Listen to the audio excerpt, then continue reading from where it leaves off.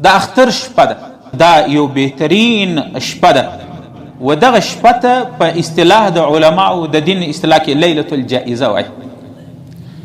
جائزه وایي انعام ته. په سکول کې، په کالج کې، په مدرسه کې چې یو طالب ښه کارګردګي وکړي، ښه عمل وکړي، نو دا زموږ کاري صاحب دی کمال خان چې په قرآن کریم کې غلطیان یې نه وکړي، سایکل ورکړي که نه، سایکل ورکړي. او کوچنیان دومره خوشحاله د څو زرو سایکل ورکړي. او د الله انعام به څنګه و دغه شپه ته، د اختر شپه ته علما او دین اصطلاح کې په حدیث کې لیلة الجائزه وایي. د انعام شپه ده. په دغه شپه باندې الله روزهدارانو ته انعام ورکړي. الله مې د دې شپې د انعام څخه محروم نه کړي. عزیزانو دا شپه په عبادت باندې تیرول دا ضروري ده. په دې شپه کې واهي تباهي خبرې، فالتو فضول حرکات کول دا نامناسب عمل دی. حدیث کی راضی پیغمبر علیہ السلام فرمائی من احیا لیلتی العید، وفي روایت بل روایت کی دی من قام لیلتی العیدین. نبی علیہ السلام وی څوک چې د لوی اختر او د کوچني اختر په شپه باندې قیام وکي، عبادت وکي، محتسبا لله، د الله د پاره وکي، ریاکاری مقصد نه وي. لم يمت قلبه يوم تموت القلوب، په کوم ورځ چې د انسانانو زړونه چوي په هغه ورځ به د زړه ثابت او سلامت په شرګا په میدان باندې، په هغه ورځ به زړه ثابت او یو ذره خوف و خطر به نه محسوسیږي. علما لیکي د دې مطلب دا دی چې دا سړی جنتي دی، د جهنم خوف د الله د عذاب د خوف هغه. بل روایت کې راځي پیغمبر علیه السلام وایي 15 شپې چې څوک رونی کې 15 شپو کې عبادت وکړي وجبت له الجنه، جنت ورته واجب دی. څوک چې 15 شپې عبادت وکړي رسول الله صلی الله علیه وسلم فرمایي جنت ورته واجب دی. من قام، بل روایت کې راځي من احیا الليالي الخمس، کم سړی چې دا 15 شپې ژوندۍ کی په دې کې عبادت وکړي وجبت له الجنه. اوله کوم شپه ده؟ لیلة الترویه، د اتم ذی الحجې شپه ده.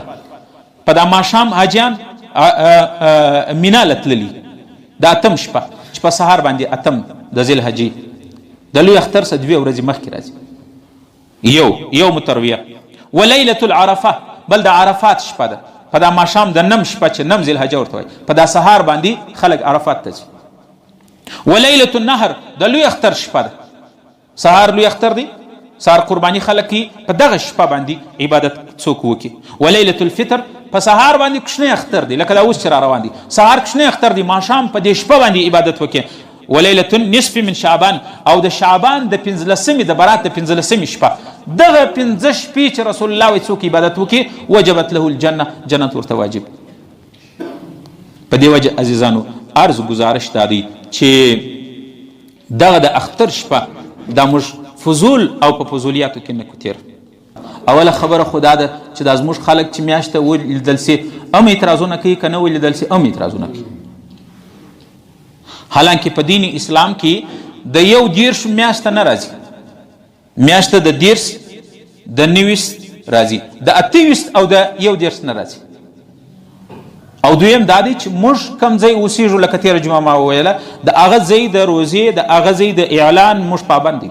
بس اعلان وسو بیا نو دا ډېر خشک سوپیان ووایي دا څنګه اعلان وکړي، نو چې نه وی کړی سترګې دې ووځي خدای ور روزه به مې لا هم نیولې وی.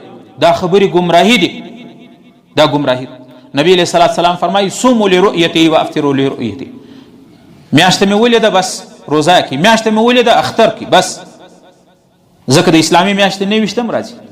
نو یو په دې اوله باندې خبرې کول دا مناسب عمل نه دی. دویم د اختر اعلان وسو چې څنګه روزه ولیده څو د معتکف اعتکاف پرسو. الله دې زموږ د معتکفینو ته خپل رضا او د دنیا او د آخرت نعمتونه نصیب کړي.